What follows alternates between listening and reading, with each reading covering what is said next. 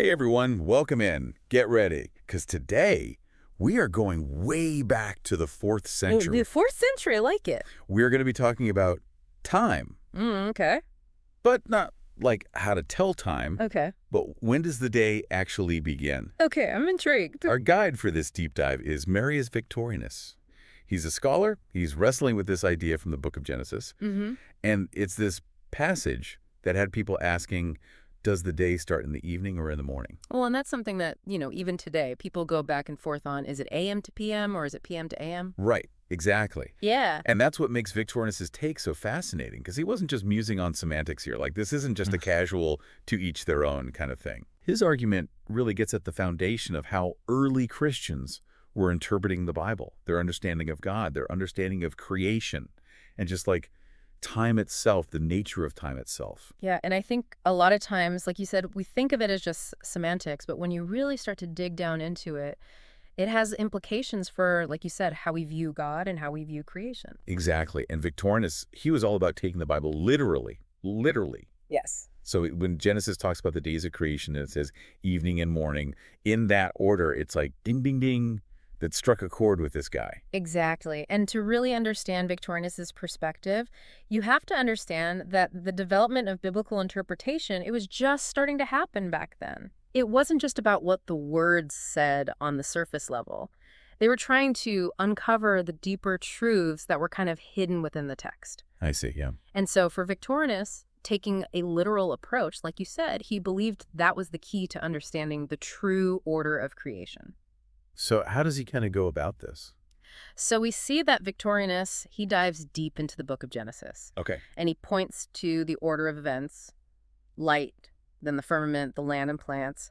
He's building his case. He's meticulously going through this. Yeah, exactly. He even uses God resting on the seventh day as further proof for his argument. Wow, he's pulling out all the stops, trying to like really make this airtight argument. Yeah, here's the kicker. Victorinus, he truly believed that this understanding of the day beginning in the evening wasn't just his own unique take. He actually emphasized that it was this universally accepted truth, and he even referenced their ancestors, suggesting a long-standing tradition. So he's saying this is something that goes way back. It's not just him coming up with this idea. It's like this continuous thread that runs through their history. So it wasn't just about interpreting the Bible. It's almost like he's aligning it with this historical understanding of how the world works. Exactly. He really believed that this concept was woven into the fabric of their faith, their history. It wasn't even a point of debate for him. It was a fundamental truth that was passed down through generations. Wow. It's just so interesting how a seemingly simple question can spark such deep thought and debate. I know, right? It makes you wonder about the assumptions we make in our own lives and how they shape our understanding of the world. So he's saying this is deep-rooted. This isn't just me pulling this out of thin air. But this is bigger than just a historical perspective, right? Yeah. It feels like Victorinus is grappling with something bigger here. Oh, absolutely. You're hitting on a crucial point. Victorinus wasn't just concerned with when the day starts, right? He was tackling a much larger question about the authority of Scripture.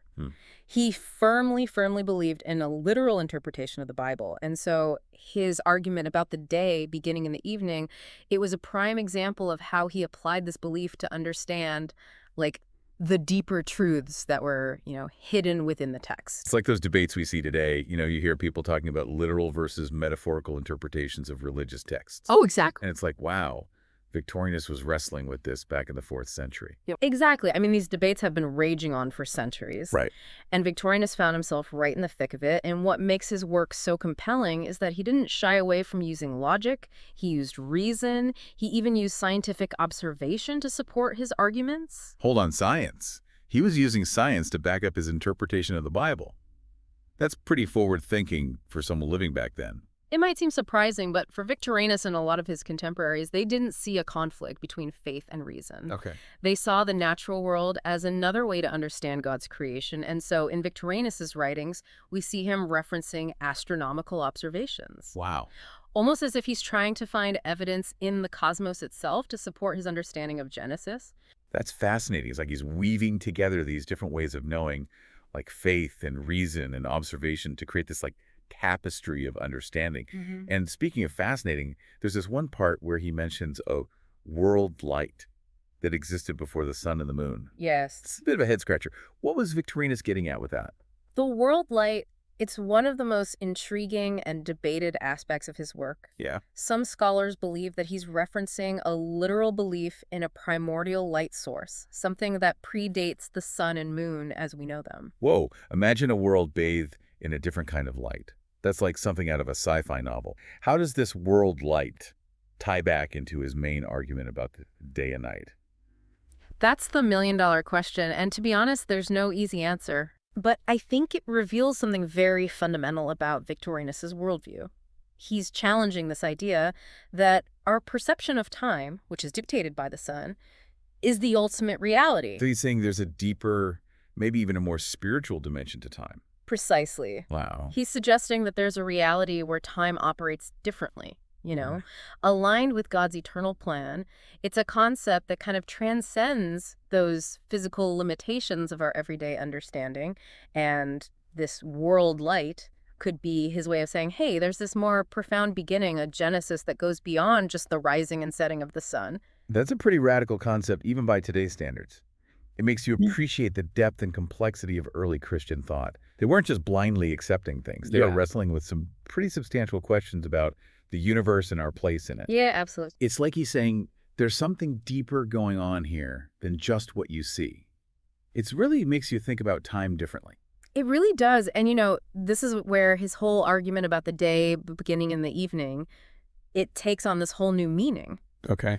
He's pushing back against the idea that, the sun, that's what determines the start of the day. Right. He's saying there's this more fundamental order to things. Wow. One that we can't even really wrap our minds around based on how we experience time. It's like he's saying that the spiritual world, like it has its own timeline. Yeah. And that's what actually shapes the physical world. Precisely.